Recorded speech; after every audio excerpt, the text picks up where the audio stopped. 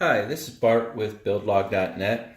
I want to show off my Twang game. This is an LED strip game, basically a one-dimensional video game. All you need to do is apply power to it, and it starts up. So the goal is to move the green dot to the blue dot.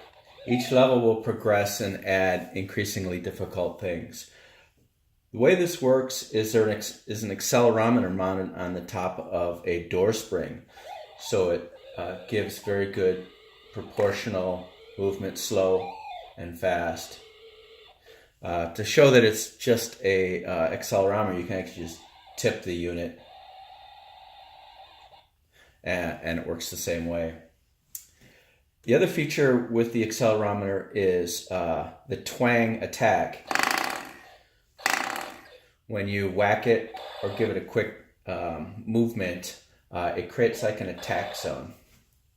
So the first level, you just go to the end, showing you that you need to go from the start to the blue LED.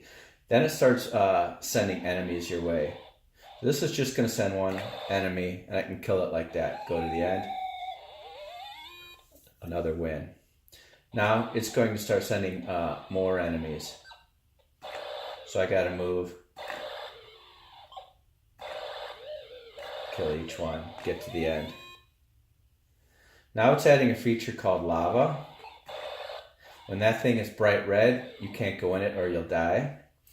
So you have to wait until it's dim, and then you can go through.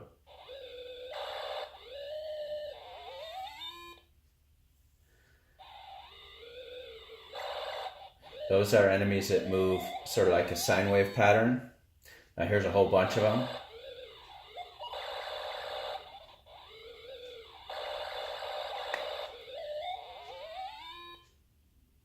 This is a conveyor, so it's harder to move. If you let go, it'll drift back.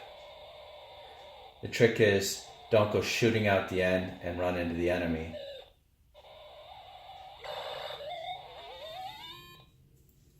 This is a conveyor running the other way, so it's going to send you into the enemies automatically.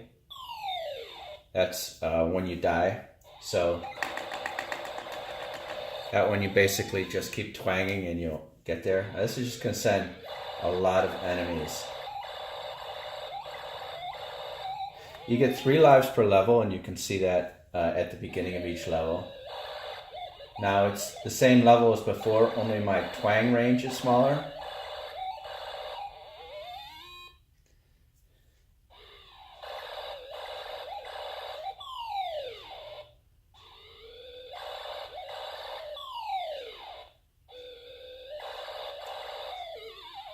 And I died at the end. There's a total of 15 levels.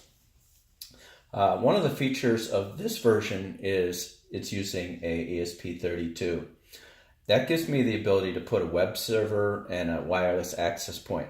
So here I have a tablet hooked up to it, and from the tablet I can refresh and see the number of games that have been played, and I can also do some adjustable settings. So I can change the LED count, which is handy if you're using several strips. Some are longer, some are shorter, so I can change this. Now I'm using a shorter strip.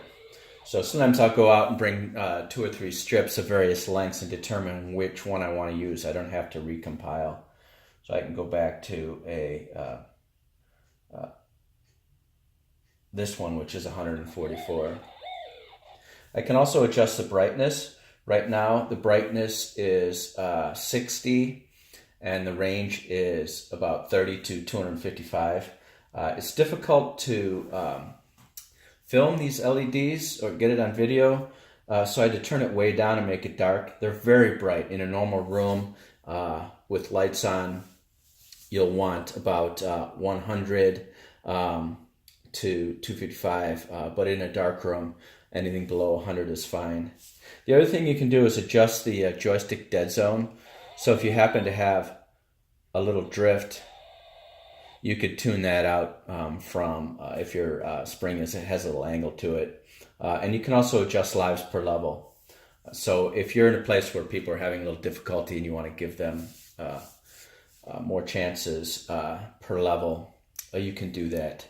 The other nice thing is the play statistics. When I deploy this, it's nice to, at the end of the night, see what type of scores have been achieved. So that's basically it.